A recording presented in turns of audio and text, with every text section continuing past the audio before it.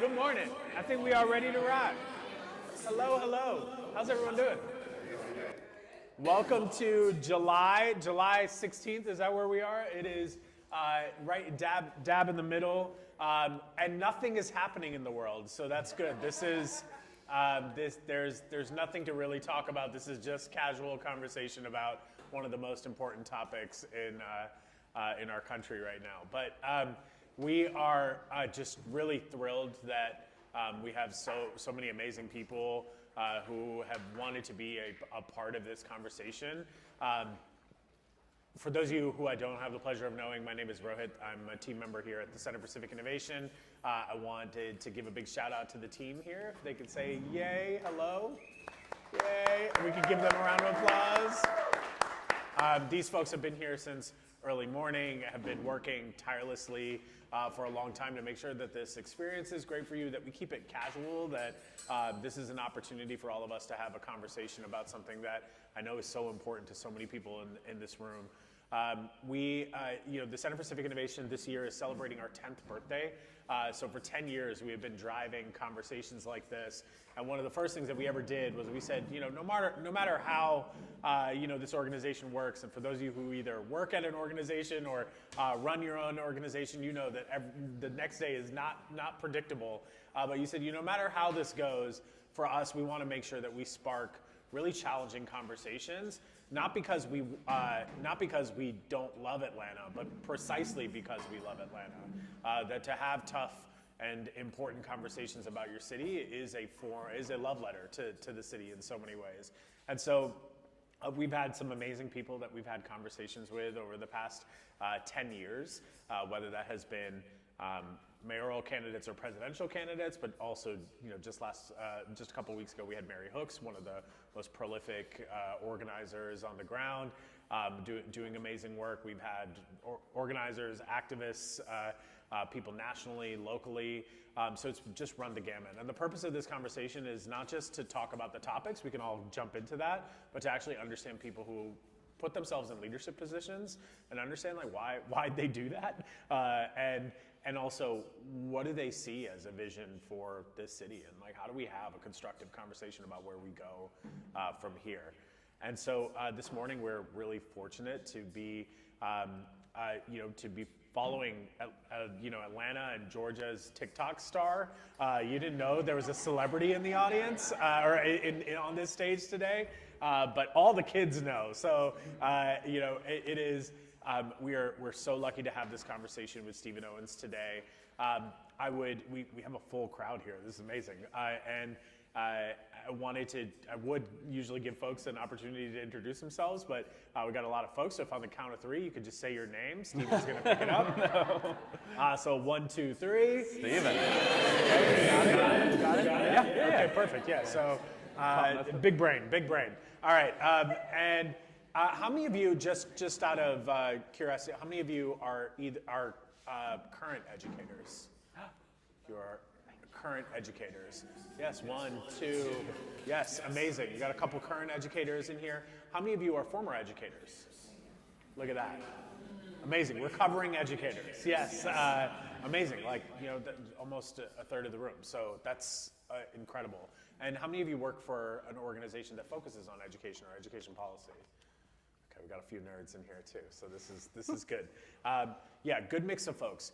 Today's conversation is going to be, an opportunity for us to get to know who Stephen Owens is and what his journey has been to this work. And it's also going to be then an opportunity for us to have dialogue about our education system in this state, but also focusing and zooming in on Atlanta and this city and what that means. There will be an opportunity for Q&A as well. So if you have questions, feel free to start writing those down and thinking through those. We'll give you an opportunity to ask those questions, end with question marks. So I want to make sure that you can make sure you're able to ask questions. And if you want to give him your resume afterward, you're more than welcome to do that also. That is about it. Y'all ready to rock? You cool? You good? All right, beautiful.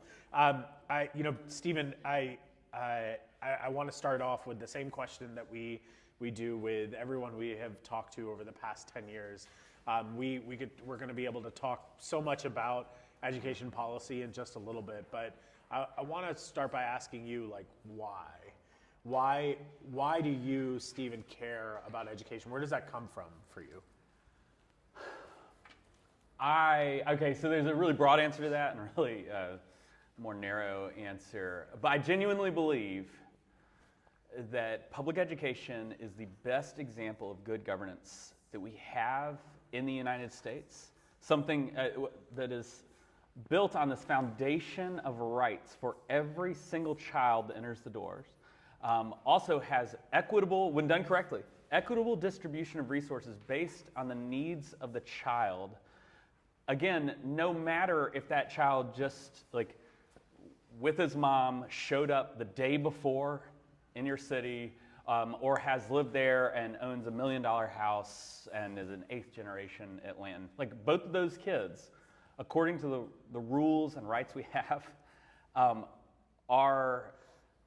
have access to an adequate public education that, if it's denied, have a chance to appeal to, like, local rules, state and federal laws. Like, there's this accountability and rights and dignity built into the same thing.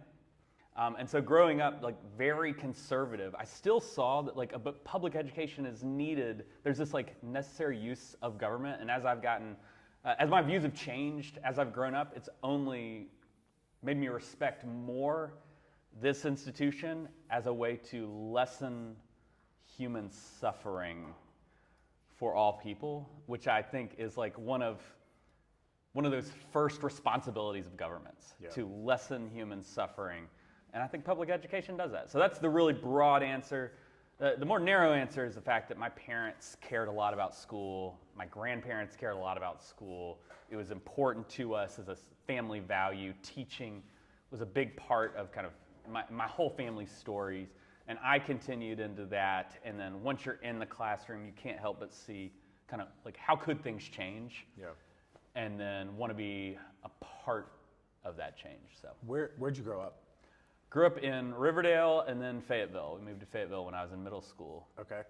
And tell me a little bit about your parents. Like, you said you grew up in a more conservative household, but I'm sure that's not how you thought about your parents as a kid, right? You weren't like, look at me, conservative. No, that's exactly right. Yeah. So my birth father left when I was, like, a week old. And so I grew up in a single parent household until Greg Owens married my mom when I was 6 years old, and then I became an Owens.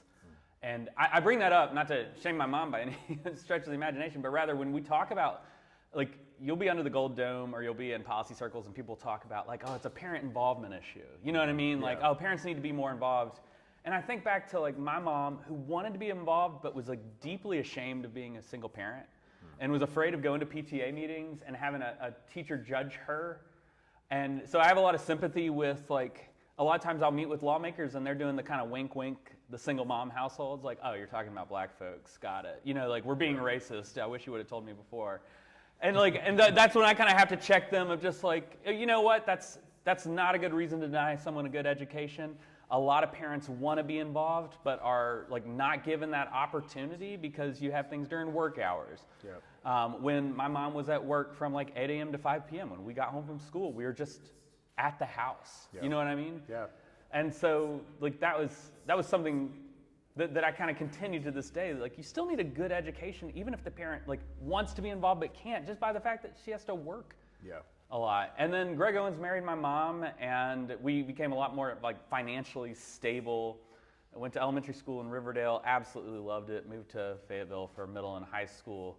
And they came from the position as small business owners, just like the role of government is small, small, small, small, small. Yeah. And it's been fascinating to have these conversations and to see them kind of expand their view of what it looks like to have a government that can be active to undo a lot of the harms that previous governments, current rules and restrictions have done to oppress people. Yep. And I think that we end up, like, seeing eye to eye on a lot of things today. What kind of small business did they have? Tell us about They owned a printing company in Riverdale, and then, .com boom really destroyed a lot of printing companies. Okay. including Daystar Printing in Riverdale, Georgia. Okay. But they are like, Shout out. shout out. Yeah. Shout out to Daystar. If y'all could go back to 1998 and order some church bulletins, you'd really help out my mom. My mom's business. Yeah. I do think though that helped my parents see too just how close a lot of us are to being homeless. Yeah. Right? Like a couple bad months in a row of a business, and without my like wealthy grandfather, my mom was very clear that just like we would have been on the streets. Yeah. And so that helped her see too that there's a helpful place for a strong safety net in a society that doesn't patronize people, that recognizes the dignity of people, whether you have a job or not. Well, so, small businesses are. I also grew up in a small business household. It's the relationship with government is just different. That's right. They're not thinking about government on a day-to-day basis. They're not thinking about public policy on a day-to-day basis until it affects their livelihood. Absolutely, and there's this kind of disconnect. I remember talking to my mom about how this was at the end of 10 years of cuts to public education, and I was in grad school at the time here in Georgia, and I told my mom something like, teachers haven't gotten a raise in this many years, and she was like, yeah, neither have I. Yeah. You know what I mean? And I think a lot of people felt that same way of just like, yeah, why are you so overtly here to help out government employees, but not like people who are just like trying to. And I realized, at least kind of in my own way of messaging, the way I felt about government's interaction in the place is like, oh, I want you to get a raise too. Yeah. Like I don't want to pit y'all against each other. Yeah. Like I think a lot of people need to get a raise in order so that their dignity is actually recognized by the work that they're putting in. But I did see there's a little disconnect there. Like if my mom thinks I'm only fighting for like college educated folks, That's not for me. then I'm not doing a good job like in my work at all. Like that needs to be something that spreads throughout the community, that is not just for those chosen few. Yeah. Do you have siblings? I do. I've got 2 older brothers Okay. and a younger sister. Okay. Are you closer to any of them more than the others? So my younger sister is 8 years younger. Okay. And me and my brothers are all like 16 months apart each. Okay.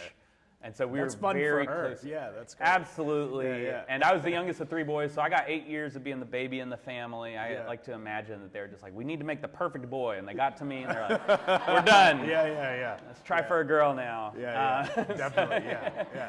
8 years later. After, 8 years later, They're they like, really I had think to we're say, good. like, I think we need to chill. do we really? Steven's great. Yeah. Yeah. And my sister works up in Beaufort. A brother runs a private school down in Peachtree City, and then my oldest brother is a pastor in Riverside, California. Do you find that you said your politics and your views on government have changed over time? Do you think that's also happened with your siblings? Absolutely. Yeah. Yeah, absolutely. I mean, growing up in an evangelical household, you're very much told that, like, you don't have to worry about all that, but abortion is it. You know what I mean? Like, this is our way into politics, and it gives us this clear-eyed view on whom to vote for from the very top to the bottom of the ticket every single time. And I can't speak for the evangelical church writ large. I've seen cracks in that, at least in the church that I attend now, and a lot of like my friend groups, this kind of recognition that is following that heuristic the best way to do right by our neighbors and ourselves. And I think even according to the scriptures, is that like, are we following along to kind of what we say we believe? And I think there's been a lot of discontent, especially over the last 20 years. I think it probably started when a lot of people like me were in college during the war in Iraq, and it's just matured over the past, oh my goodness, 20 years since then. Yeah, it's crazy. Goodness. Do you? I did not grow up in an evangelical household, and so, but I've had so many questions about. You missed out on McGee and me, my friend. Yeah. Well, you missed out on some Bollywood, and I'll get you. We need to trade VHS tapes. I'm just saying. Yeah. Exactly. We should. Absolutely. I would love to I think there's this, especially in the political climate that we're in now. If someone, just by some of the key words you just said, would essentially be like, whoa, like the beliefs that you have, who you are as a person, man, your parents, like, do you even like respect them? Like, are they? And for, I want to take us into, because I think you have a unique perspective on this, and particularly on what you're doing now. How do these topics play out in a household that is grounded in values, grounded in small business owner just trying to make it, grounded in like wanting to make sure your kids are okay? Yeah. Yet people would say, like, to have such an absolute view on something, creates this villainous caricature out of a Southern family that grew up evangelical. Is that a what's wrong about that trope? I would say that it's a blessing to be raised in a family that valued the family sticking together over our political affiliations. So that is to say, there are a lot of disagreements in our family, but it never turns to the point of this is worth not going to family reunions over, or this is worth like not talking to my mom and dad about. And so the result is like a lot of discussions that when we realize those are points of contact, that we arrive on it like an escalator. It's less of just like, oh, we show up at different floors and we have no way to connect. I see my aunts and uncles all the time. I see my cousins constantly. They know where I stand. I know where they stand. And we're able to kind of meet each other on the escalator as opposed to just like being floors apart from each other. And it'll make for some awkward moments that like me and my uncle had a really difficult conversation after George Floyd's murder. And he talked about how much he disagrees with Malcolm X by any means necessary. And he just said, like, that's offensive to me. And I had to kind of, over time, walk him through, like, didn't George Washington say the exact same thing?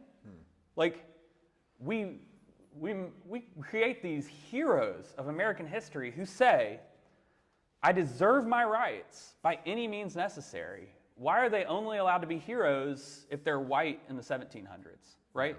Yeah. Right? Like the fact that like Dr. King and Malcolm X said the exact same thing, fighting for fundamental rights, I think if anything should like connect us to the American story, not kind of, but they happen to be fighting for rights that like my grandparents were denying them. So, I mean, I promised you that I wasn't necessarily going to talk about politics today, but I'm going to talk about politics today.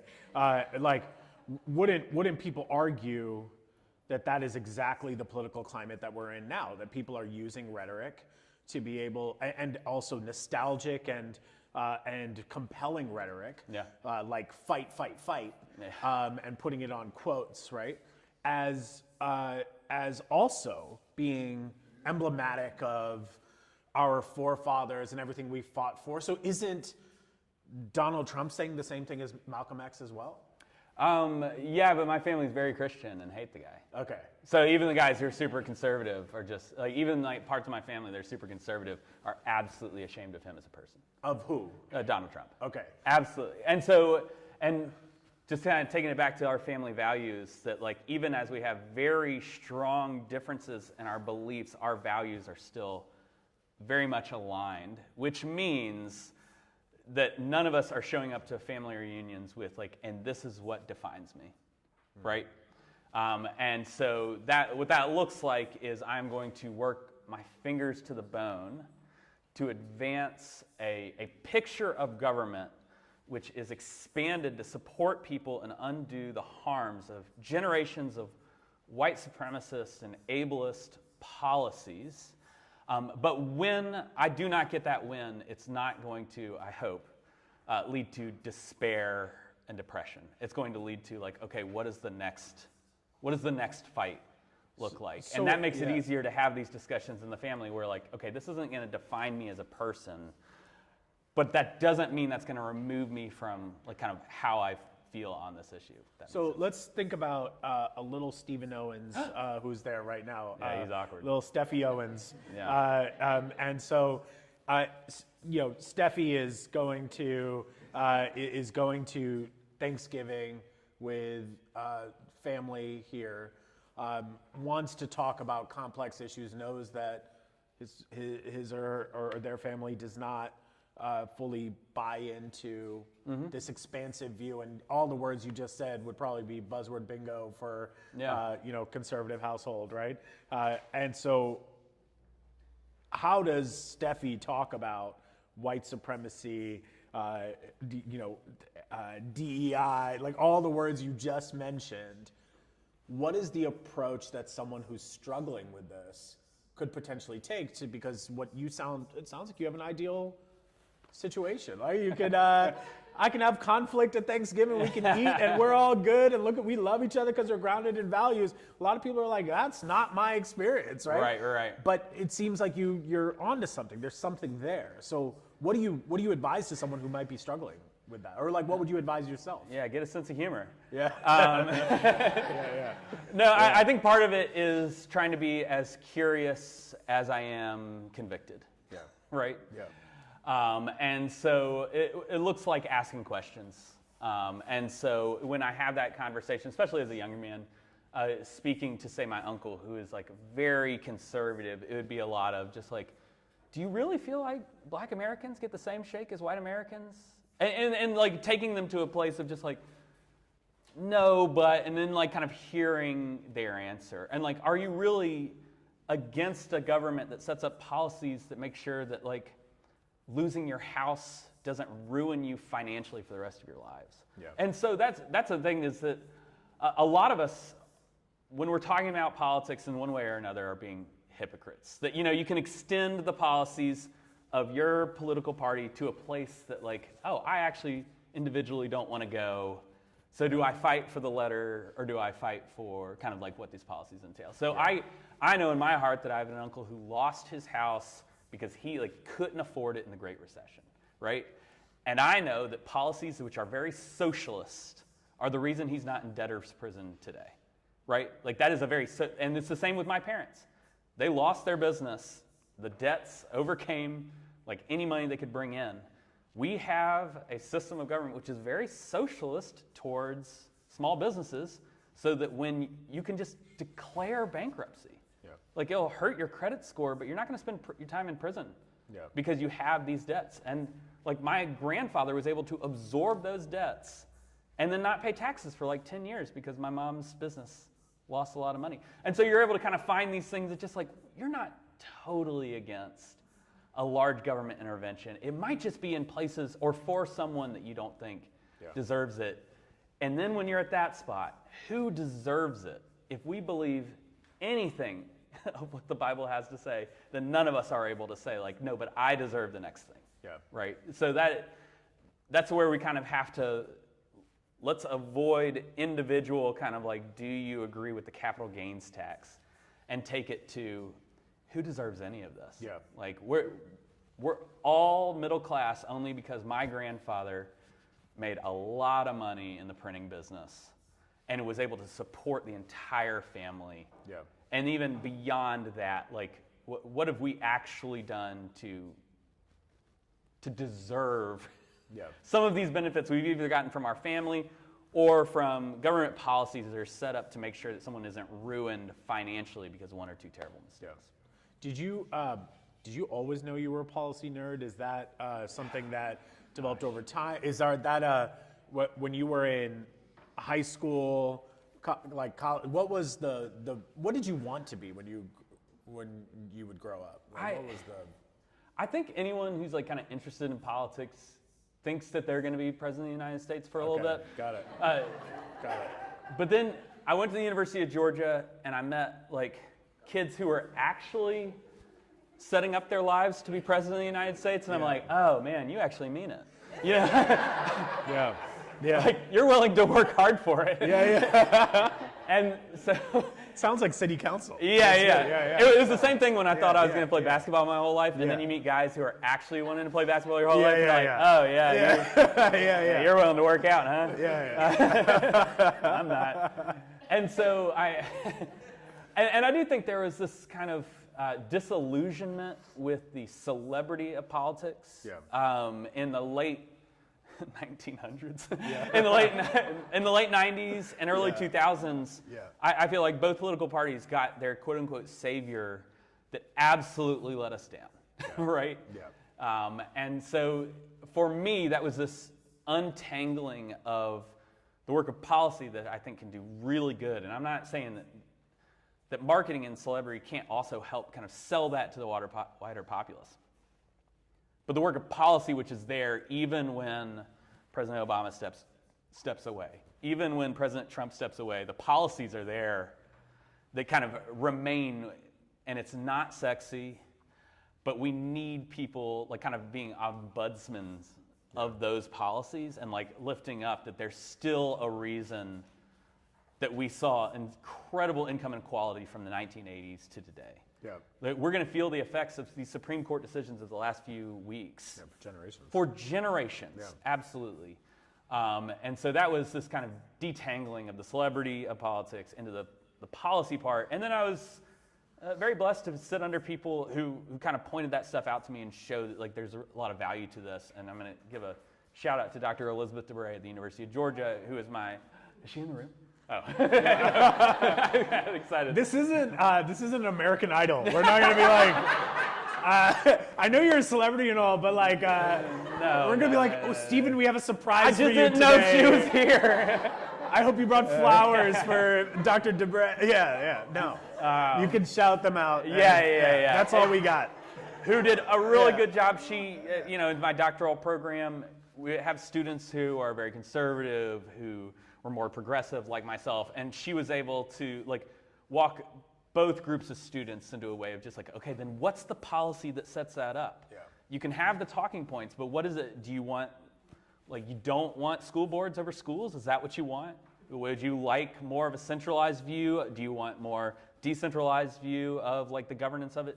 What are the actual policies that set up what you say you believe? And I really benefited from that. Did you go to the University of Georgia knowing that you wanted to do education policy work? No. Okay, you wanted to be president. In undergrad, I wanted to be president. Were you even president of the university? Like, where did you try? What was the? I was the president of my hall. Oh, nice. Of my dormitories. Awesome, dude. Churchill and Boggs. Excellent. Yeah, nice. Oh, come on. Yeah. And what's funny is we had this retreat at the beginning of the year for all the people in the SGA. And I met this guy who was also the president of his 3 dorms. Yeah. And he's like, hey, I want to be, and we were like, what's your name? What do you want to be when you grow up? And he went first. And he's like, my name's Blake, and I want to be president of the United States. And I was like, crap, that's my thing. Yeah. You know? Fast forward, he is the governor's floor leader. And the chair of appropriations for the state of Georgia, Blake Tillery, and I'm on family leave. Yeah. So one time I had dropped out of UGA in undergrad. Yeah. And so we're talking like 2005, and we saw each other at a Braves game.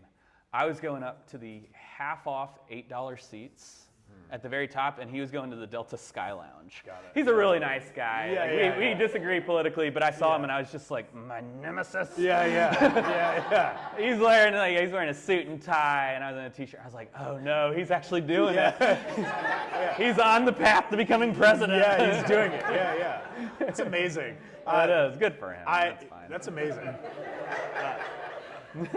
White men have such different conversations in college. It's really interesting. I've never had that conversation with I wouldn't even say it to a friend, even if I thought it. Is that right? That's amazing. I love that. Like 30% of white dudes are going to be president of the United States. That's amazing.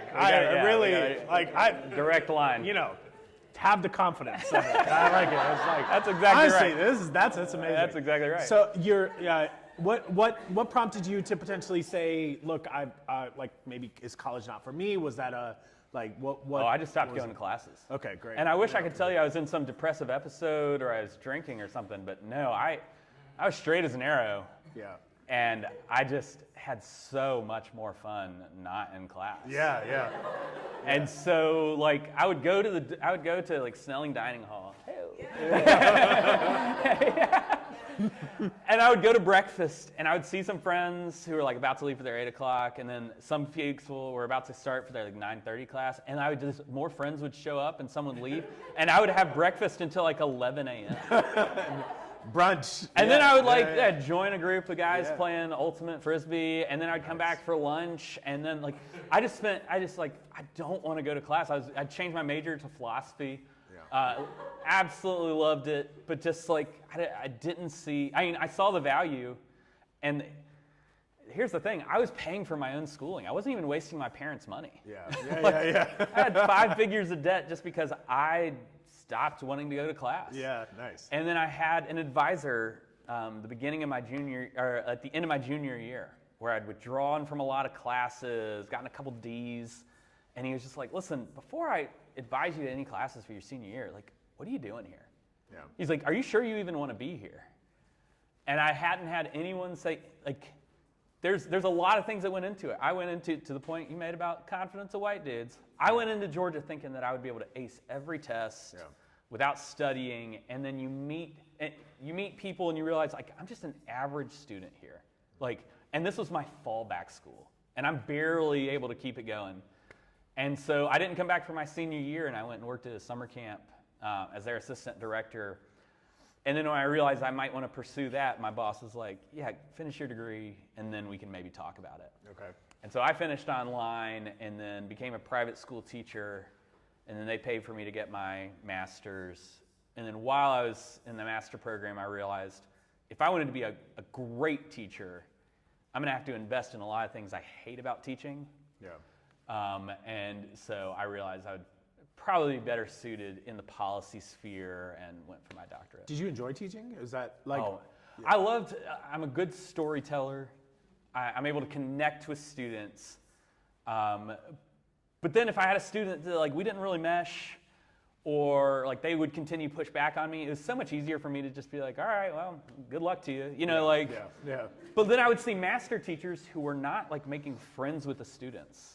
Yeah. They were holding everyone, whether they liked them or hated them, to a high standard, which meant like this kind of, we call it the zone of proximal development, right? Taking kids to this area where they're uncomfortable living unless they know the next thing. And so that's what great master teachers do, is you are constantly and lovingly moving students into a place where they are uncomfortable until that problem is solved, or until they see the path to kind of solving those problems.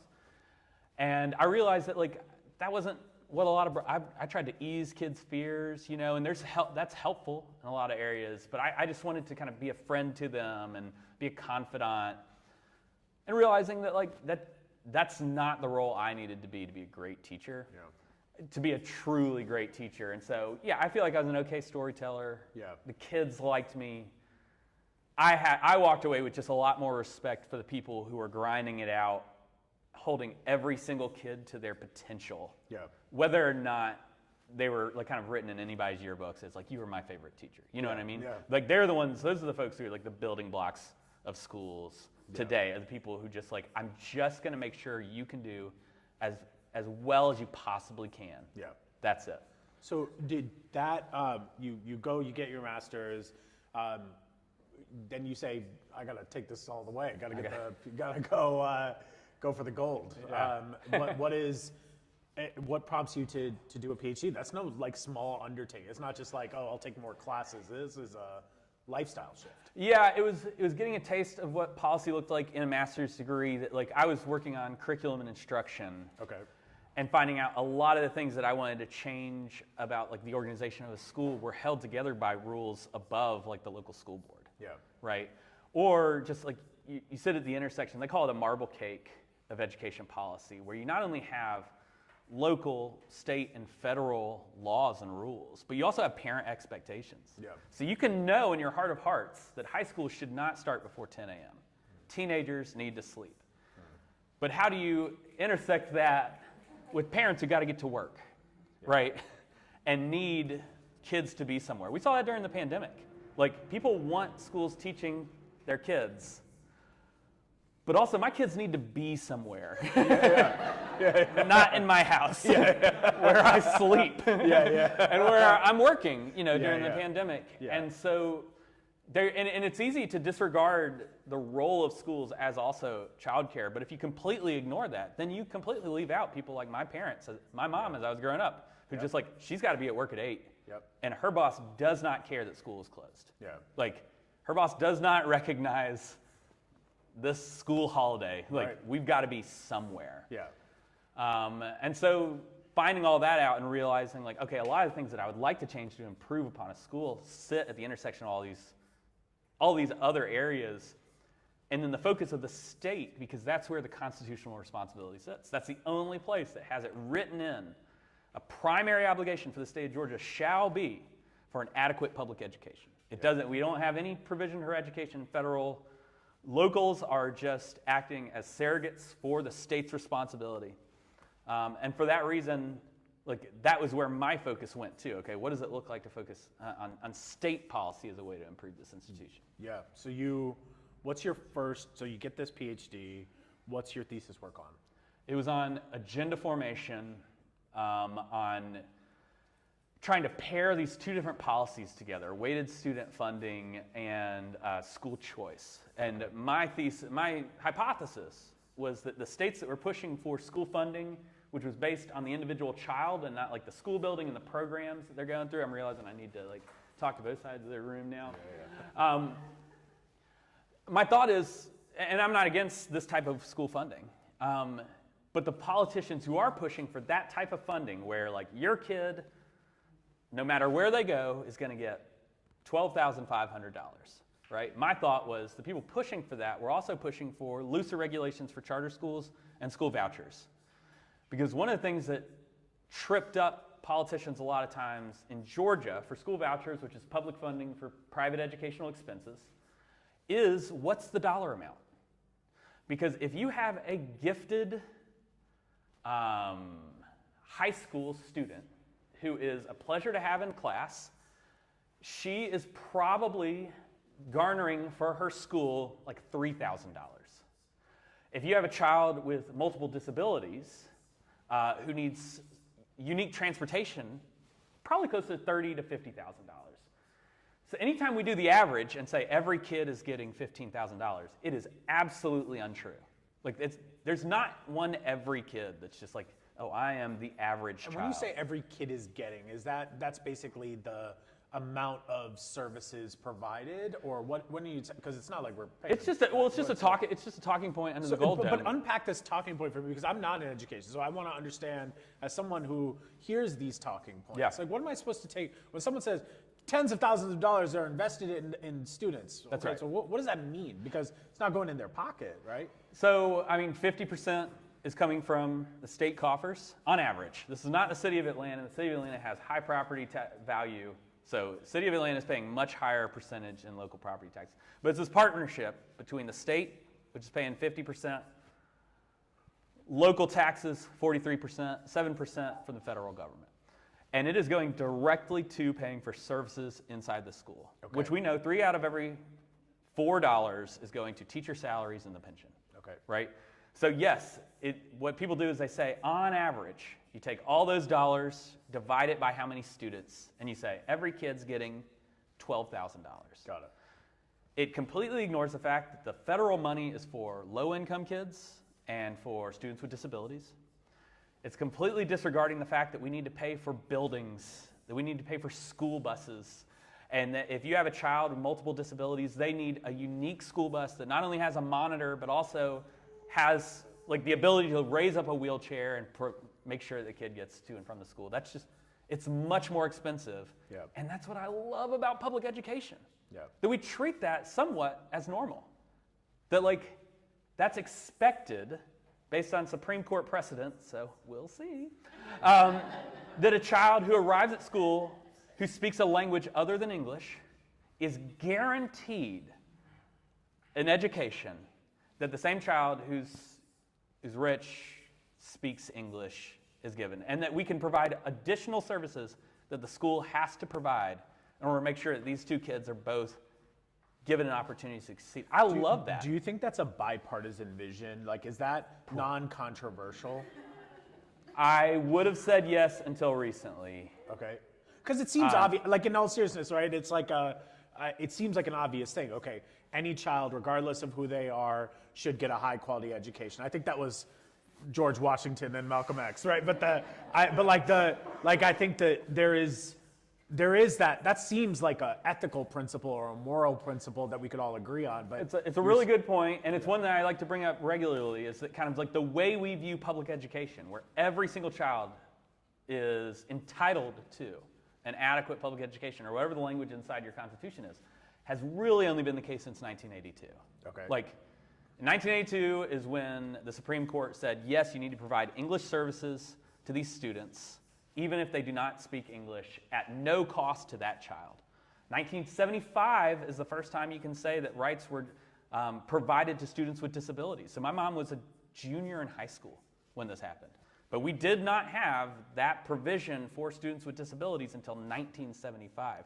We can make no case that Black Americans were given an adequate public education as far as state funding is concerned in the state of Georgia probably until 1983, right? When we changed the way that we fund to today, because the way that we were funding before depended so much on local property wealth that it purposefully disadvantaged low-income communities. Yeah. That because of white supremacist policies, disadvantaged people of color. And so, like, that vision of public education, where everyone gets an adequate set of rights and responsibilities and then services which are tailored to their needs, has really only been in place since the 1980s.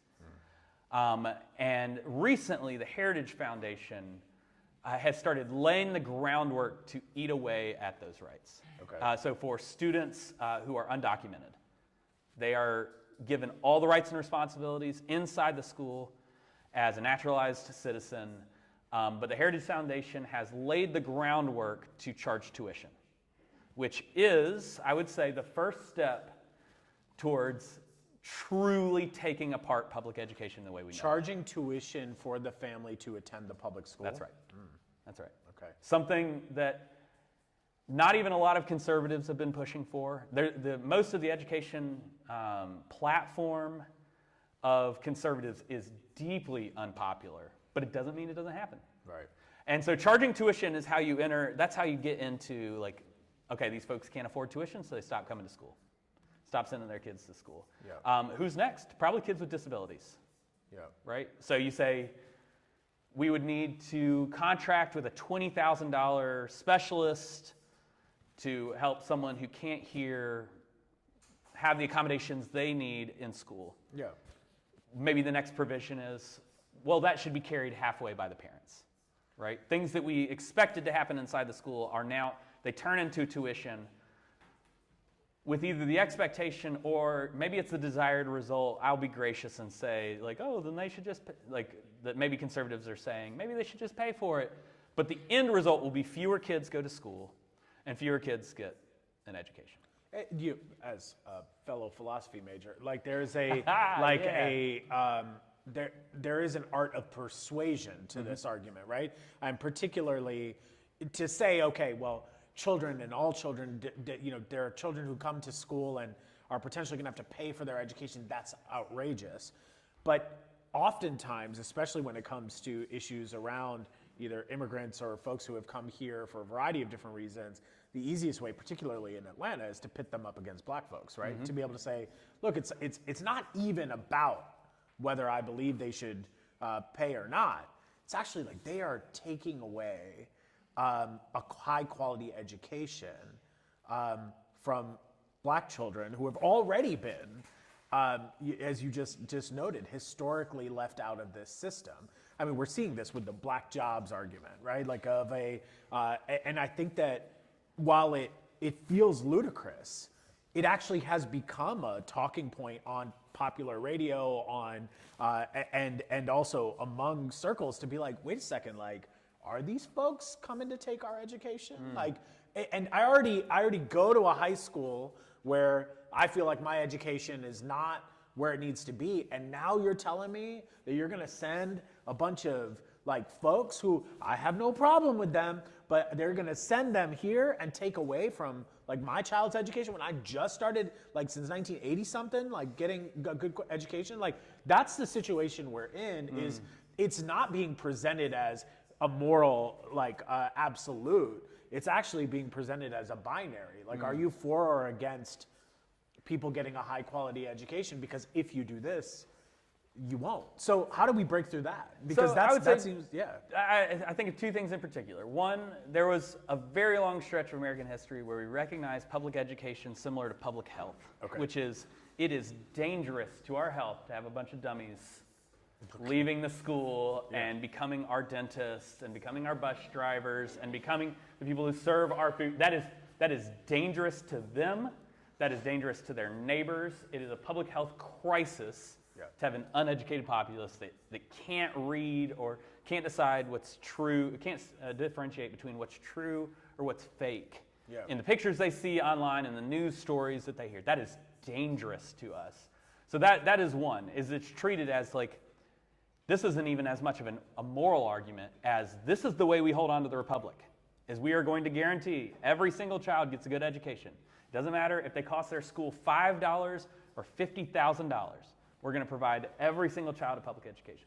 And second, that argument of like, which group is more deserving of the next dollar presupposes that we live in an area where we cannot raise the next dollar easily. It creates a scarcity mindset which only benefits the richest members of our society to then not pay for public education. Because they will not then say, okay, now let's do right by black folks. No, because it'll be the next group. Like, who can we cut out of this experiment until we're doing right by just rich, able, Protestant, landowning children? You know what I mean? Yeah. And so for that reason, I don't like to get too broad in this, like they're trying to get us to fight each other. But the end result of that argument really is just more tax cuts for very wealthy people and a system of public schools which only serves like white dudes who are entering the ministry. You know, like we just go right back to like, okay, who are our favored sons? They'll get it, and then nobody else does.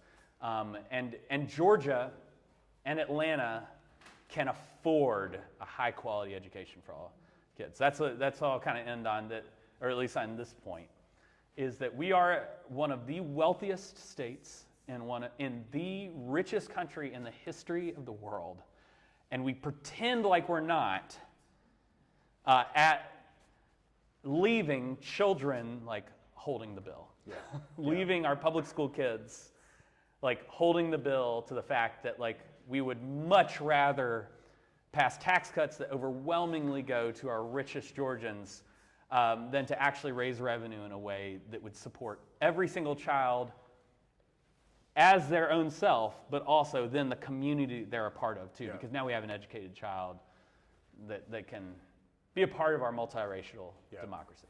So thanks to our policy team, and particularly Lauren, Lauren's great. I don't know if y'all know that. Lauren's amazing. Lauren's fantastic. Lauren's amazing.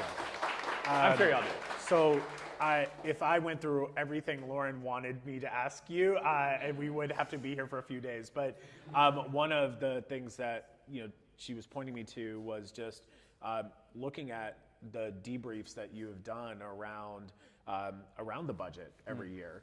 And I think that when we think about the surplus of the budget, right? The fact that I'm saying that there's a surplus, meaning we got like extra cash like laying around that we got to figure out like what to do with it. Yeah. Like so, I've never had a surplus in my life. I don't know if you've. I've just heard this concept. It's such an amazing concept to have more money than you thought you would have. And so we have this money, and my mom is also works in a school in Gwinnett County. And I remember her calling me and being like, everyone in the school is just really, really happy. Like, we just got extra check. Like, we just got this extra money that came out. I don't know what it is, but it sounds like they just called this special meeting, and the governor is giving us more money. Yeah. And she said something. My mom doesn't think about public policy, right? Like, that's not her vibe here. Like, and she thinks I'm a lawyer, but which is what philosophy degrees are, right? Law degrees. But what she said to me, she was just like, "That's cool, but like, shouldn't we put more money to make sure like the kids have what they need in the first place? Like, and also that some of her colleagues who are bus drivers and others didn't get the same like bump or benefit as someone else." And she's like, these folks work, like they are there before, they are there until the last child gets on the bus, right? And they're making, not too much an hour. Yeah. And so it's an interesting thing because teachers are now kind of getting pit up against each other to be like, this is great. Like, I'm getting more cash. Like, the government's taking care of me. And then there's a group of teachers who are like, but that's not, and they're considered haters in the school, right? Like, right. So it's such an amazing political ploy, right? And like to be like, haha, money. Yeah. But if we had whatever 6 billion or million, extra dollars that are there, like, where should we be? Is that a right approach? Is it a yes and we should be providing bonuses and we should be investing in things? Or is this a flawed approach that is seemingly political and mischievous? Yeah, so if you're looking at the graph of how helpful kind of like conservative finances are to the state, we want a state that is not running a deficit every year. That is not helpful to anyone to have a deficit every year. Like, having a small surplus shows like, okay, we are meeting our obligations, but we're not overextending the state to the point where now we have to like make these cuts. When we get to the point, however, of $10+ billion in surplus, a third of the entire state budget left over, it moves past being conservative to just the point of being wrong. Like, that means that you were just 100% wrong on how much you thought our state would make this year. In that, like, what they do, the estimation, the governor has the ability to set, like, what is the expectation of how much tax dollars we'll receive this year? And he was off by $10 billion one year. So that shows, I'm sure y'all have heard that argument of like, profits are stolen wages, right? When it comes to a surplus that big, those are services that could be provided to the state of Georgia, which are not, because some lawmakers would rather play Santa Claus at the end of the year, right? You do not have to make as difficult decisions if it's just this one time, let me give a bonus out. What's difficult is extending those services. And this is not just theoretical. I know it's easy for us to get to that point in theoretical. I'm a foster parent of 2 foster kids, right? Thousands of kids are sitting in foster care because we like refuse to pay their kinfolk a level to the point where they could take them in. So we know that there are 7,000 teenagers right now who are being hoteled, right? Who are paid to live in a hotel because there's not a foster family that can take them in. We had a foster care worker who had 360 kids on her casework. 360. She's getting paid like $35,000 a year, right? Those are her wages that should be paid out. Like, she should be paid from this sorts of money. We know that, the number of kids we've lost in foster care, and we know the number of teachers that are leaving and superintendents are leaving. So it's not just theoretical. So that is to say, back to the original point you asked, that it's good to have a little bit of a surplus, but when it gets to that point, we've just done wrong by the people of Georgia. And I appreciate a governor who continues to invest in teachers, because research shows, like, paying teachers more, you get to the point where now a principal, if they have an ineffectual teacher, they can say, this is not right for you, you need to take another position, and a high quality applicant is going to take that responsibility. Like, you're going to have like a better teacher workforce, if we have adequate pay for teachers. And we're still far away from adequate pay for teachers. So that's a good thing to invest in, but this kind of like one-time bonuses, first of all, I have a very legitimate concern that what Governor Kemp did was illegal. The way I understand the policy process, and I'm not going to put Senator Estevez on the spot because he's not here either, good. Listen, they announced it before the end of the year. Before the end of 2023, they announced this bonus and said that they wanted the checks to go out. The appropriations process did not start until 3 weeks later. Where did that money come from? The governor cannot single-handedly hand out money that way. But he called the bluff of the Georgia General Assembly, and then they approved it. But in a more purple state, we would have had an inquiry right then and there. And it doesn't matter that he's a Republican or a Democrat. We cannot have a king. We got to have someone who follows the process. He is the first amongst equals when it comes to the legislature. He sets the budget, but that does not then make it law. And the fact that those checks went out before the appropriations process began worries me as someone who really likes a democracy. Yeah. Really wants representatives to like look at this budget before it's being doled out. That's a dangerous precedent to set. Even as I'm glad the teachers got that bonus, they need to get more money. In the 1990s, teachers made 5% more than their counterparts outside the classroom with the same number of years experience and credentials. They made 5% more.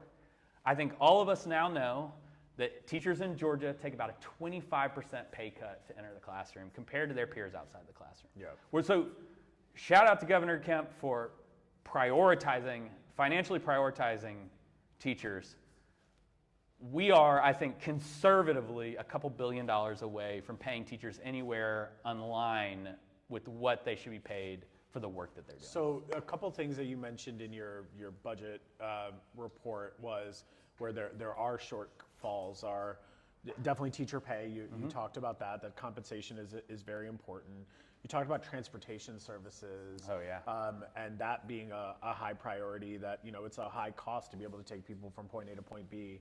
But then you also called out childcare services, just that, how childcare costs have gone up by, I think it was about 19%, 19% since 2014 or so. So where would the priority be if you were King Owens Kemp? Oh yeah. And you were allowed to figure out what we do with that surplus, and 100% of it would be investing in education, right? Where should, if I'm an advocate or I'm somebody who cares about this, where should I be looking as primary places where we need to be investing more money urgently and today? Yeah, so I'm going to answer your question after I do a little aside. People regularly ask, what's the most important thing that you would have done in education? And I would always say expand Medicaid. Like, it doesn't, right. It's not going to happen in the school, but kids need health insurance. They need to be able to, I talk to principals and superintendents all the time, just like, if you got a toothache and you're still in school, not only are you hurting that teacher's ability to help you, you're also disrupting other people. It's the same thing, that our basic needs need to be met. And similar to the child tax credit, that would be the second thing I would do. It's just it's going to show up in the school, in the kids' grades. Yeah. Because there's going to have those finances that we know we're paying down debts, relieving stress, taking away stress from pregnant mothers that we know enters into the physical body of the baby. We would have to take care of those, those y'all who've been in the classroom, those Maslow's needs would have to be addressed for first. Sure. Yeah. But let's talk about just the surplus. That there's a lot of ways we could replace every single school bus in the entire state of Georgia and still have $7 billion left over, and we could have green school buses, right? That would be huge. But to your point on childcare, we came up with what I think is a pretty novel attempt to use this money to not keep Georgia on the hook for it. But if we took 3/4 of the budget's surplus and put it in a trust fund, and then we assumed even modest returns on that investment. So we put $7.5 billion in a trust fund, and then just what returns we get off that. We're talking hundreds of millions of dollars a year that could go immediately to start paying for childcare needs. That would immediately shoot that past the amount we're putting towards Georgia pre-K right now, which has been, on the whole, a very successful program, a program we need to invest further in, but a very successful program. And this is not, again, just for that moral argument that we can afford it and that this would support folks. But also, we have a lot of child care centers right now which are absolutely struggling because of the cost of everything has gone up, but people cannot afford to pay more in child care. Yeah. And so a lot of centers are close to closing, and I love to tell people that there is so expensive in every phase of childcare, but literally no one is getting rich. Yeah. Not a single person is getting rich in childcare. And Georgia pre-K actually costs the private childcare centers, it costs them a lot of money. Yeah. Because the teachers aren't paid in line with where they could get a job elsewhere. And so the centers have to bolster that money. So if you have a child in childcare in 0 to 3, right now, your tuition is subsidizing the 4-year-olds. Your tuition is paying for the playground that isn't paid for, the AC that isn't paid for, through Georgia pre-K. And so your tuition is higher than it ought to be. And so if we could provide these hundreds of millions of dollars to just like these child care centers and public schools and in these private, what we would see is it would relieve pressure on every single level. Yep. And it just, if you want to make just the economic argument, it would power our economy in a way that we haven't seen probably since the 1990s, to be able to kind of unleash the fact that, like, okay, someone who wants to work would be able to work. We're having this discussion in my family right now. Like, we have enough money for my wife to stay home with the baby. She doesn't have to, but like, she doesn't like want to. Not everybody wants to just like be home all the time. She loves it. She's glad she is doing it right now. I don't want to put words in her mouth. But she loves it's the best experience. Yeah. She's having the time of her life. Every time I come home, she's so happy. Yeah. And I got to walk out the door. Yeah, definitely. No. But like, she's a gifted wedding planner. She can't follow that. Yeah. Because if she were to be out of the house for like 3 hours a day, the number of weddings she'd have to take to do that would actually have her out of the house for 5 hours a day. Yeah. And we've all seen that calculus too. That like, if I want to work, the first like 5 hours of my day would be to pay for the childcare, and then the last 3 hours would actually be to anything else. That you like end up eating all of like any of the money you would need just so that your children have a place to go. Yeah. And then there's a way to relieve that with something like a child care tax credit. Yeah. Or child tax. I think your wife should do Indian weddings. That would expand the number of hours. hours. She has. That you would have. She has, and she loves them. Yeah. It's great. Done a few. Yes. I have a couple more questions, and I want to open it up. So I want to go into, segregated schools, right? I think that this is something that definitely is prompted in your new gig, and we'll talk about that at the end of this. But I want to understand, obviously segregation is illegal, but it doesn't mean it's gone, right? Yeah. And so if I'm having this conversation and debate with our staff a lot, right? Which is like, okay, what are we talking about here, right? What is we're talking about segregated schools, which essentially means that, the bunch of black kids are going to schools with only, black kids. And then you got white kids who only are going to school with white kids. And the rallying cry on the policy side is integrated schools will lead to, better outcomes for all children, right? Correct. But if you have this conversation more socially and not through the policy nerdy lens, everyone hates it. Everyone hates it. Yeah. Everyone's like, I'm down for white kids and black kids to go to the same school, but not my white kid to go to the black school, or not even my black kid to go to an all-white school, right? Like, there is a debate around identity, especially in Atlanta. Where it's like, I don't necessarily believe that we have to have that. Now, okay, maybe it would be great, but why can't an all-black school be excellent without having to have white kids in it? It can. So explain to me why we have all-black high schools in Atlanta that are under-enrolled and not performing where they need to, yet it is literally where some of the most figurative people from Atlanta have gone to and could pour into as marquee places where a black child could get an education. Yeah. Is integration necessary for that? So let me set up a world where integration is not necessary. We can financially set up a situation where each school is given the resources to recognize that challenge, to meet the challenge of, let's say, segregated poverty. Because segregation by race matters because of income, but because of, again, generations of white supremacist policies, which have on average tied race and income in this country.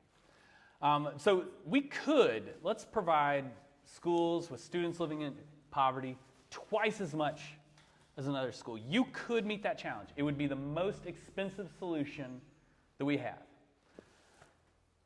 On the other hand, school integration has proven to be the most successful academic intervention we've ever studied in the history of public education. And there's a couple reasons for that. is because segregated poverty compounds challenges, not least of the fact that your high-quality teachers refuse to work in that school. They absolutely leave.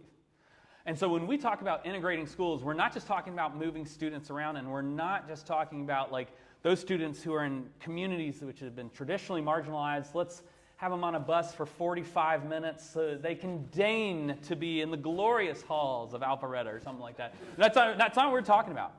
We're talking about not only moving students from rich parts of town and poor parts of town to be in the same physical buildings, but also making sure that they are getting high-quality teachers and making sure that high-quality teachers are in those buildings.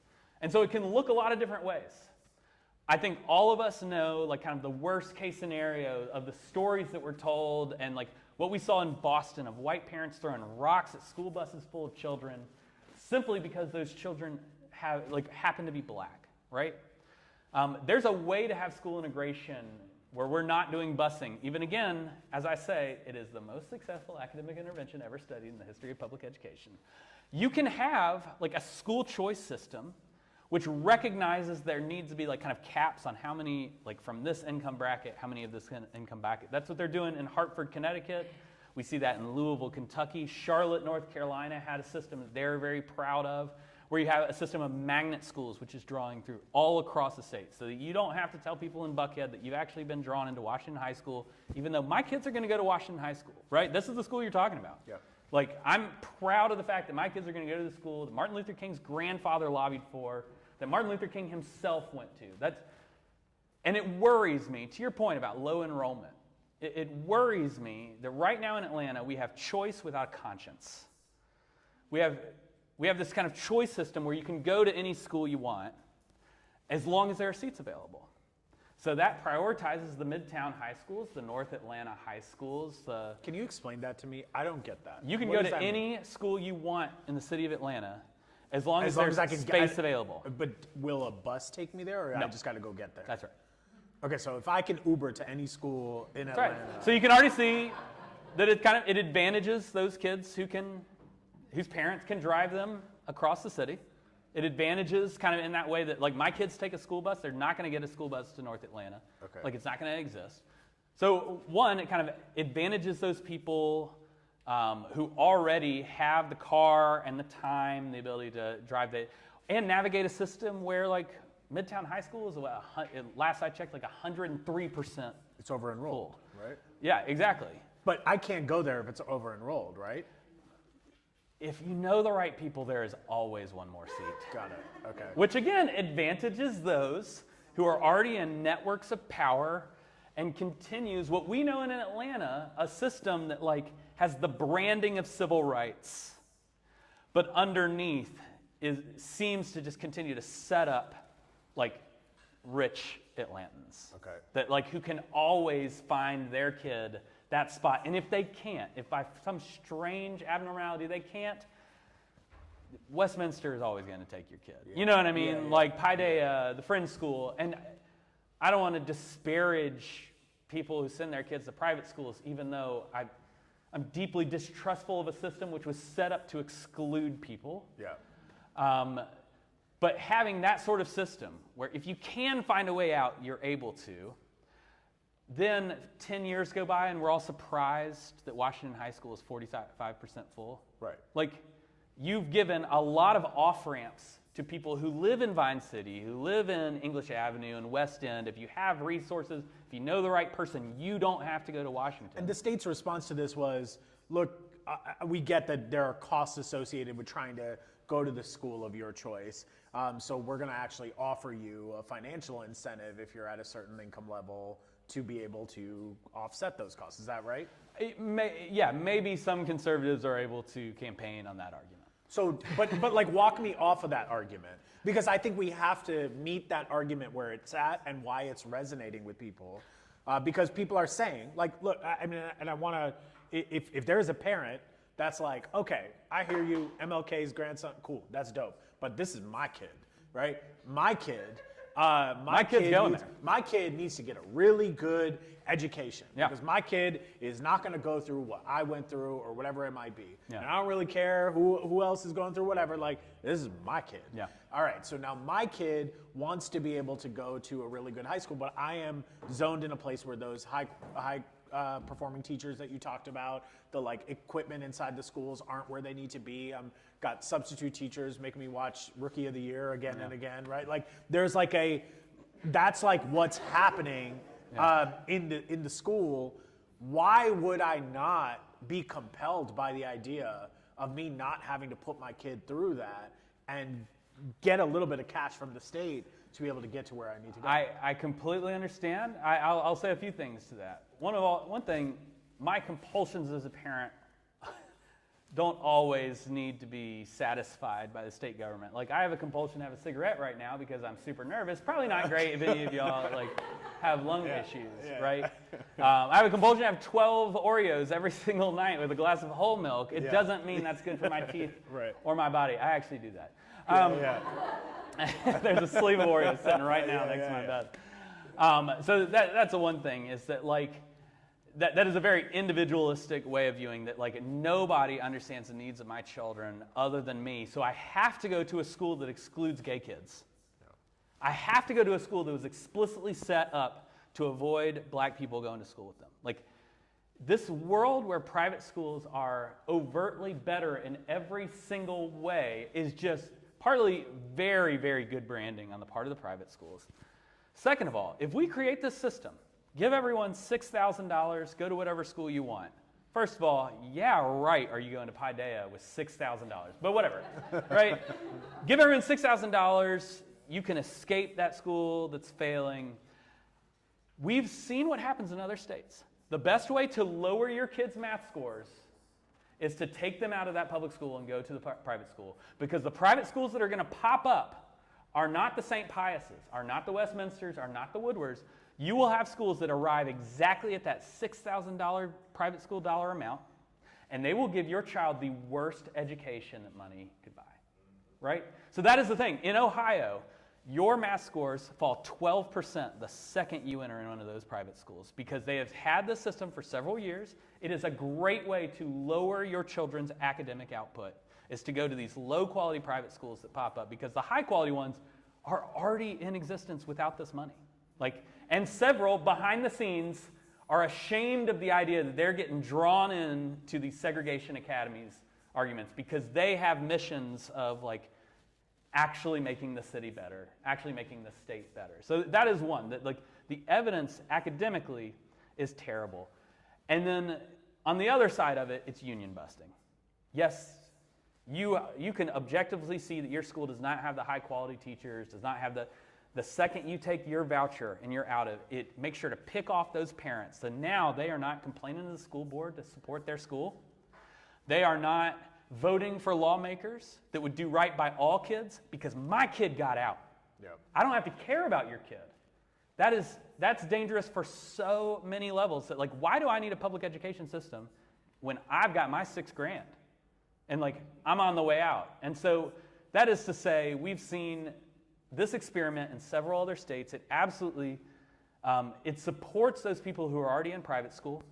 Yep. When you make it universal, like what the direction George is on, their kids are already in private school and now they get a $6,000 coupon. And then we've seen in states like Iowa and Arizona, then private schools raise their tuition. Yep. Right? If we think a more individualized education system is going to support kids, specifically students with disabilities who are regularly turned away from private schools, kids who are gay or trans, show me the private school in Metro Atlanta at this discounted price point that is willing to take that child, right? If we were serious about supporting those parents who are desperate, and I know who they are and I've interacted with them, then we would have a legislature with the courage to say, if you take this money, you have to take every single child. If you take this money, then you need to have some sort of transportation. Instead, these laws are written in a way that is so deferential to the private schools that it was easy for me to oppose. Yeah.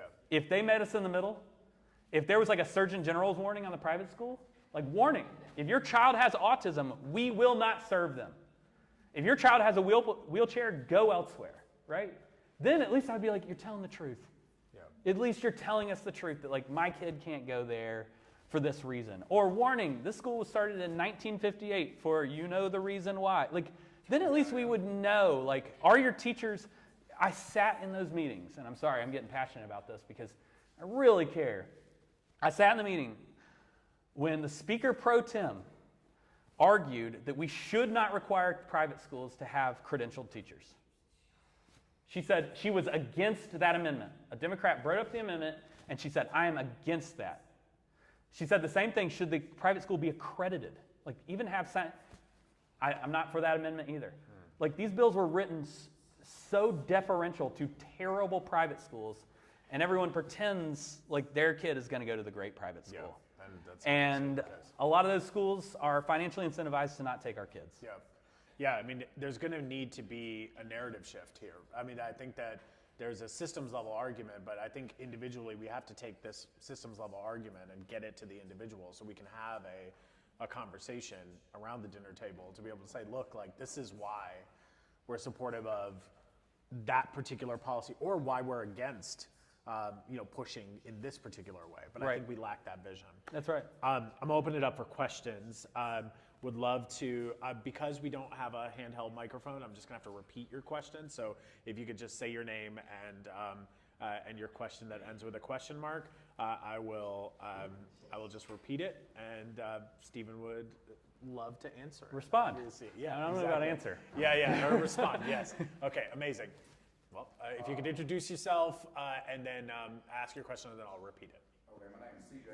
I just want to know how you feel about schools taking vocational training out of like the inner city schools. So CJ is asking, what are your feelings on taking vocational training out of our schools? It's the worst. It really bums me out for a few reasons. One, ever since No Child Left Behind, but even the years before that, when we got to this point of like, the only thing that matters is what we can measure via a test. I think a lot of lawmakers were then surprised when like, oh, what's the test for PE? Like, what's the test for wood shop? Or I took architecture in Fayette County schools. Like, it was a great experience. I haven't used it ever. I appreciated like getting a sense of like what it actually looks like to have that as a class. It takes away our school's ability to provide like a well-rounded education and search for just like reading and math. And I understand like kind of keeping the first thing, but besides the fact that it ignores that a kid can and should be able to live a good, dignified life being a mechanic, right? It also takes away just like kind of any sense of joy. That like if we're only reading towards the test, then I'm not allowed to read like Hatchet, right? Or Harry Potter, or if Beale Street Could Talk. Like what if we're not going to test those things, then why would I read those things? And the same thing with like vocational trainings. Then it kind of like it just diminishes that spark in a lot of kids who maybe are going to just go be middle management for an architecture company, and that's great. They needed the math, they needed the reading. But we also need to remember, like, what is this life about? Like, what does it look like to work with our hands as a hobby or just for fun? Or what does it look like to, get that spark in there and then realize I would be a great mechanic. Like, I would be a great hobbyist in this. It reduces education to, like, what you can make money in. And I think that does wrong by full-fledged humans that arrive at the door. Thank you. Yes? My name is Anita. I wanted to ask about, you mentioned that your older brother runs a private school. What do those conversations look like when you bring up your values and your beliefs that private schools can be exclusionary and this career that your brother's both focused on? The question is about conversations with your brother, who we believe runs a private school. What are those conversations like, and how do moral values factor into those conversations as well? So not only does my brother run the school, my mom is the accountant for it. Nice. And it's a school which is not insignificant portion of the school is held up by private school vouchers that I advocate against every single day. Nice. And we keep those conversations out in the open. Like one time, Kellen, just like at Thanksgiving, he just said, like, I need to hear your full spiel. I don't think you're wrong. I just need to hear the full spiel. And no joke, I wrote 10 pages, single-spaced, with chapters. And I emailed it to him, and then like didn't hear anything like about that for like a month. And then he was like, "Hey man, you want to grab a beer?" And like if any of y'all grew up in evangelical circles or church circles, like the "let's grab a coffee" means you're in trouble, right? And just like, oh man, I'm about to hear the worst thing. And I was like, man, was the letter that bad? And he was just like, oh crap, I forgot to read it. I'll read it before tonight. And I've had the same conversations with my mom. Now this private school is unique. They specialize in those kids whom, like the public schools of Fayette County, which are very high achieving, cannot or will not serve adequately. So they have like a very significant trans population. They have a lot of kids with dyslexia, something that public school still is kind of coming around to understanding, like what does it fundamentally look like to support these kids, especially without any specific state funding to support them. Kids who are so anxious to be in a building can only come in for like 1 or 2 days and they'll leave. And so McIntosh High School, which is one of quote unquote the best high schools in the state of Georgia, will create these MOUs with this private school, saying, memorandum of understanding, saying like, we cannot serve Jessica well. Would your school be willing to do it? And then we could also foster them applying for a voucher to pay the costs for it. And so that is to say, I put it in a different area in my mind, even as I've told them that, like, unless the state expects more from y'all, I still want to see this program ended. Like, and they also come from this place of like, the state has set up this unfair set of rules, but we're going to play by those rules. And if they were to change the rules, we would play by those as well. And I wouldn't be surprised if they're not the only private school that says like, I'm surprised how little y'all ask of us. Because a lot of these people worked in public schools and saw how teachers have to turn in like their lesson plans each week and the calls they have to have with parents and the difficulty they have with discipline. But until the state asks them to change, like why would you do anything less than the bare minimum for free government money? Yeah. And so I think that there are a lot of people in that school, and I know the principal because he is my brother, would be willing to raise their hand and say, y'all are not doing enough to protect kids in private school, in homeschool, and then whatever unschooling is, just to make sure that these kids are not being like ignored or kind of like fall through the cracks. So. Yep. Stephen, just a follow up on that. When special needs kids go to a private school, IDEA protections go away. Is that right? Do you want to repeat that? To IDEA protections go away when a child with special needs goes to a private school. Yes. And that's the thing, that like there are these federal laws put in place. What is IDEA? Oh, gotcha. That sounds like an idea. It is an idea. Nice. The Individuals with Disabilities Education Act. This is one area for students with disabilities where the United States absolutely is an international leader. What it looks like to support kids with an individualized education plan, which is this agreed upon like level of services that are provided to a child with disabilities, right? All of those protections, like the idea of like not forcing a kid whose legs like might not work to the point of an able-bodied student to stand up in timeout, or not keeping them by themselves when they are anxious, right? These are things that like the parents, a special ed director, like a lawyer sometimes work together, like here's what you have to do for my child. All of that disappears the second you enter a private school. Now, it doesn't mean that private school won't do it on their own volition. And there are some great private schools which are specifically meant for children with like multiple sclerosis, with dyslexia. We just can't pretend like all private schools are those schools. And so as I say, some of these schools are doing fantastic, but they're doing it out of goodwill. And I love to believe and kind of trust that my neighbors will do right by kids, but I also want to make sure that it's verified by a system of accountability, which when they're not, I can sue and demand high quality services for my child. Yeah. And so, yes, absolutely. And did you have a follow-up? It sounded, okay. Got it. We have time for a couple more. Yeah, go ahead. Good morning, Dr. Owens. My name is Christopher Andrews. My quick question was, as a director of policy, right, we're a diverse city. How do you decide or prioritize which policies to analyze or attack or work on from your space? Our question is in terms of thinking about diversity, how do you decide which policies to prioritize in your analysis or your research that you might be doing? When I was at the Georgia Budget and Policy Institute, I had a heuristic of if it required a Supreme Court case for children to have basic rights inside the school, then they are going to be who I look to first to see if the school system is succeeding, right? So students who are learning English, undocumented students, students with disabilities, people of color, these are all groups of people who required a Supreme Court case to force school districts to serve even on a base level. And so that was like a lot of my analysis of like, okay, if we're not doing right by all kids, then we're not doing right by anyone. And that became kind of like the way I would analyze the success of public school systems while I was at GUPI, which is a nonprofit budget and research organization. Now I work at Brown's Promise. We're advancing school integration, and I'm the director of policy and advocacy. The United States Supreme Court has struck down the idea of school enrollment based on race. You are not allowed to consider race when you look to see if a school is segregated.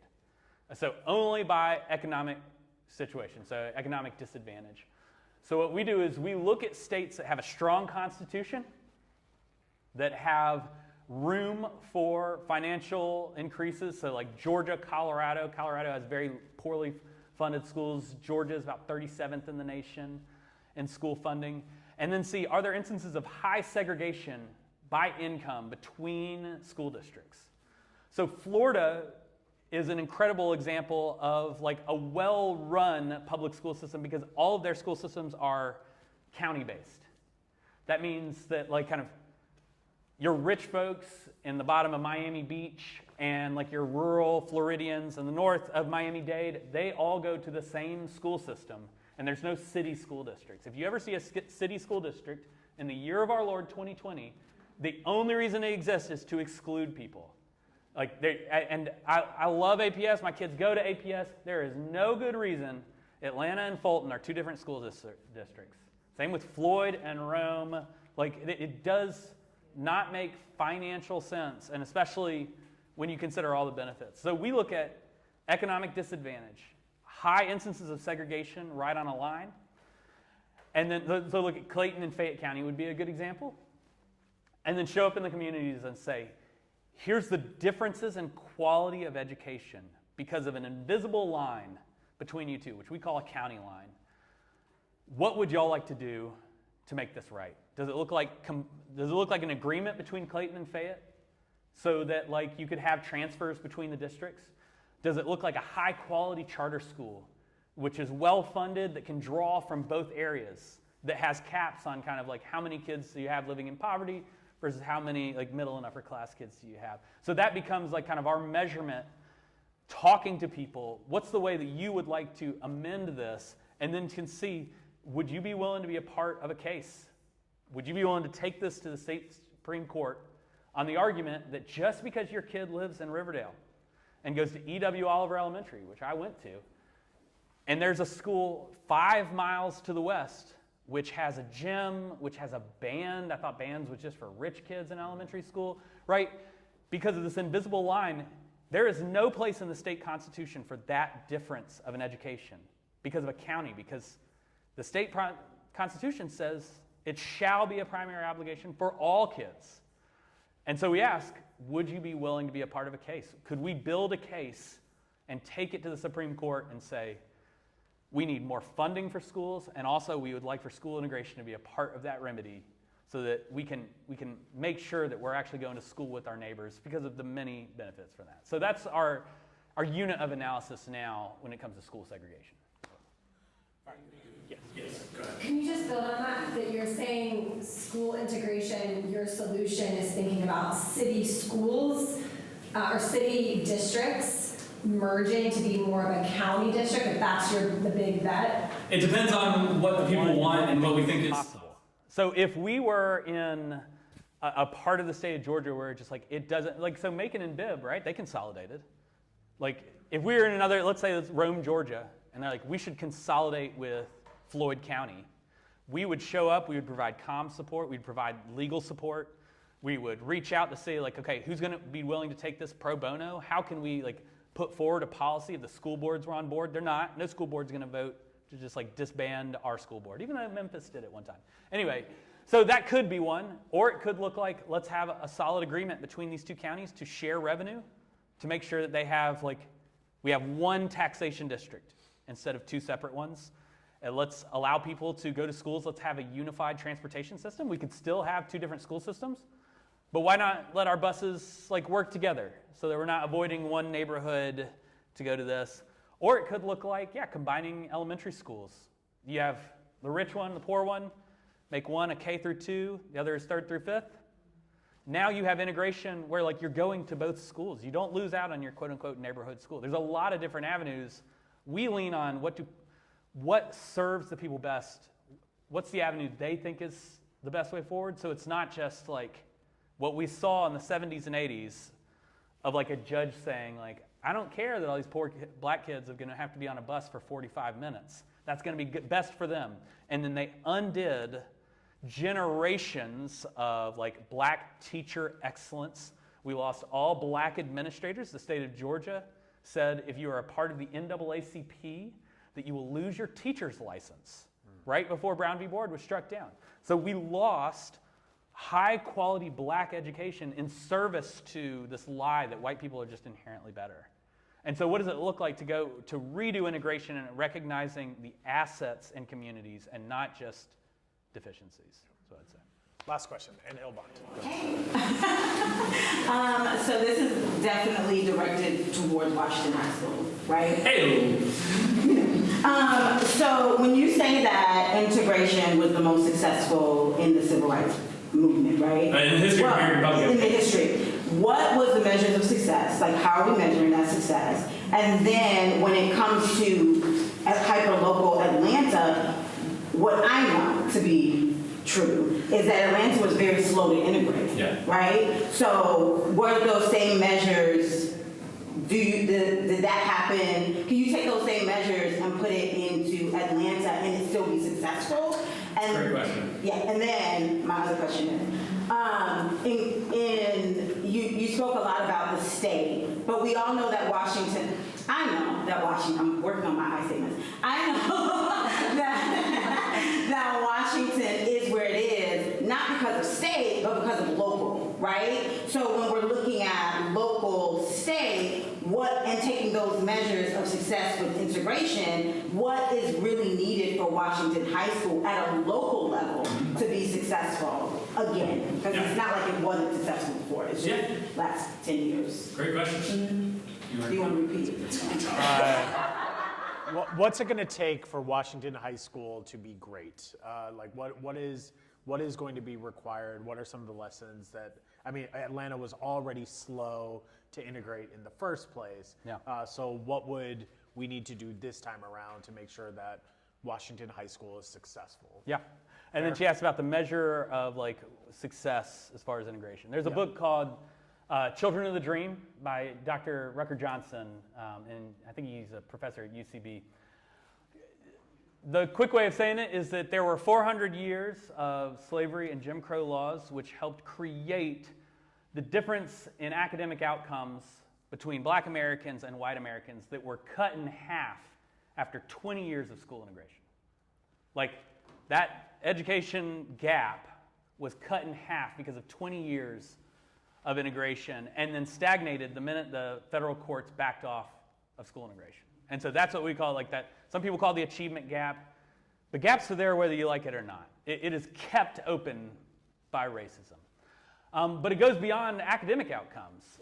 Wages were significantly higher in people who went to integrated schools. The chance of interacting in the criminal justice system went down significantly if you went to an integrated school. And it's not because like white people are some magical, like you get next to one and you're like, oh, look, I find, my life has been put together. I've been feeling a little different since Like, yeah. I mean, and we've all felt it. You now go to school with a kid who's got a boat. You know what I mean? Like, whose dad can set you up for a great internship and get a job.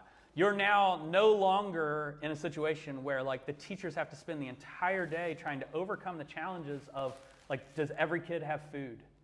Do you have all your, like, basic needs met? When it's more integrated, it allows for these kind of challenges to be broken up into pieces. And it shows in being active inside our democracy. White people are much more likely to view their neighbors as someone who's trustworthy if they go to an integrated school. People of color make a lot more money, are a lot less likely to enter the criminal justice system. It does not undo racism. Absolutely not. But the resources that are at white schools now get spread more evenly, and including like the high quality teachers, the computer labs, etc. Could we do that in Atlanta? I don't know. Because the thing that's the sword that's hanging over our heads is if let's say we all agreed and we had the power to do it, to truly integrate the city of Atlanta, Buckhead would leave tomorrow. I genuinely believe that. One of the reasons Buckhead did not vote to leave, and like it didn't go anywhere, is because they love their schools. They said it in like exit polls.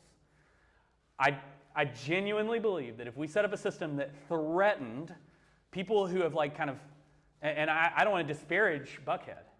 Let's say you have wagered your life savings to buy a house in an area where you expect to go to one of the best schools in the state. And now you're told you're actually going to Thurl High School, right? I think that would cause panic in a way that we would not be prepared for, and that could set up a situation where Buckhead leaves and joins Fulton County Schools or something like that. That isn't to say that it couldn't be done. We could have, again, similar to Hartford, imagine turning every elementary school into a high-quality magnet school, which then feeds up to the high schools, because we need to start at the elementary schools. Then you're not freaking people out about, like, you don't get to go to Midtown anymore. Now you're going to just like a really good elementary school that you like. And where the city plays an active role in making sure that high quality teachers are at Morningside Elementary, but are also at M. Agnes Jones, right? So that we are like spread throughout the city. Then we can see that filter up to the middle schools, and then our high schools will start to be integrated just naturally, even as we could make every single high school like a high-quality magnet school, where it has an emphasis. Like if you want to do an emphasis on STEM, that's Washington High School. If you're more interested in creative arts, that's going to be Jackson High School, where then people have a chance to kind of pick where they feel like their child is going to be more successful, instead of just like that kind of worrying, you thought you bought into Midtown, but now you're going to Thurl or something like that. So yes, Hartford, Louisville, Charlotte have shown it can be done. It has to involve the people, though. It would have to include the members of the city of Atlanta. It would need to be Capitol View, Buckhead, Grant Park. We would all have to come together and decide this is something we want to do, and then I think we could do it really well. Stephen, are you calling for a people's referendum? Because that's crazy. That's crazy. Yeah. In this climate, in this... the last thing I'm going to say to you, you mentioned that we had slow integration in Atlanta. I think that's very kind. The reason we integrated... the reason we had integration in Atlanta is the CEO of Coca-Cola saw that the Martin Luther King and that there were going to be boycotts of the buses and the schools, and he said, we are an international company. You send that crap to Birmingham. And so he told the mayor directly, you integrate these schools or Coca-Cola is leaving. And so they did a surface level integration, right? 12 kids, I believe. Birmingham, however, relies on Birmingham Steel. And Birmingham Steel needed black workers to be underpaid so that they could break the union. Because the white union would threaten to leave, and they could always call in black workers as scabs. And so they needed a two-tiered system of citizens to always bust the white union. And so Birmingham was much less likely. It wasn't seen as an international city. And so the reason we see Birmingham as this hot spot in Atlanta, both were just serving their masters, which was the big business. Yeah. And so yes, Atlanta did integrate sooner, But to your point, it was slow as molasses, and it was just done to appease the ruling class. It was not done to serve the people of Atlanta. And then even in those areas where it was done quickly, it was always done where black folks ended up holding the bill. And so I think there's a way to do it where we do right by all kids. It would just take, to your point, the people being a part of it. Yep. Can y'all join me in giving Dr. Stephen Owens a big round of applause? Amazing. I got a couple things I'm going to say and then give you a closing opportunity as well. But one, these are the types of conversations we need to be having. I hope there are things you agreed with today, and I hope there are things you disagreed with or were confused about that you can go and have deeper and different conversations about it. If we don't have conversations about this stuff, or we don't fight about this stuff, we're never going to get it right. But that is the purpose of this space. But if these conversations stay here, we lose. There are a lot of people who can't be here during the weekday to be a part of these experiences. We record everything, we publish it, but that information is only as good as the people whose hands that information gets into. So if you can help spread the word on that and just like get this information and maybe even prompt your own small conversation about this, I think it'll go a really, really long way. Within that spirit, we have a couple upcoming events that I want to put on your radar. One is, speaking of People's Referendum, we have a conversation on August 15th, just talking about where we're at with the referendum in Atlanta around Cop City. So I think that's going to be an interesting conversation. And then the second thing is, we just announced this just a few days ago because this person also came to a leadership breakfast, and we were like, we should do one with you as well. The Inspector General of the City of Atlanta just declared that her office is under an emergency, and that there's a lot of obstruction happening within her office. For those of you who don't know, the Office of the Inspector General was created in response to corruption and indictments and a lot of things that were happening at City Hall to say that will never happen again. We need to weed out waste and abuse and corruption, and so we're going to instate an office to do that. But this person is now saying, I was put into this office and I'm not being able to do my job. So we're going to have an opportunity to hear from her, who she is. So I hope you'll come here. I think it's going to be a packed house just like this. So would love to have you there. And then there's a feedback form as well. So if you have questions, ideas, if you're like, hey, I'd really love to hear from so-and-so, that really gives us the fuel to be able to reach out to some folks to make sure that you're in touch with them. And so in closing, Stephen, I want to ask, one of the things that really people started to say your name around was when you decided to leave your job, right? For you to say, I'm done. And honestly, I think there were multiple waves of conversation around that. I think people like the juiciness of any gossip that comes out. But I think for people who do advocacy and policy work, it hit a little bit different, which is, there were two things that I think happened when you did that. One was an empathy for your exhaustion, that this work is so exhausting. Systems level work takes a toll on your life, it takes a toll on your family, it takes a toll on your well-being, and sometimes you're like, for what? And to do what? To fight people for what reason? And the second thing was, there was this feeling that we were losing, a fighter in the arena, like someone that was willing to buck and push up against the status quo. I think we can answer the latter, that you're not going anywhere. No, you're just doing things a little bit differently. Just sleeping better at night. Yeah, just sleeping a little better.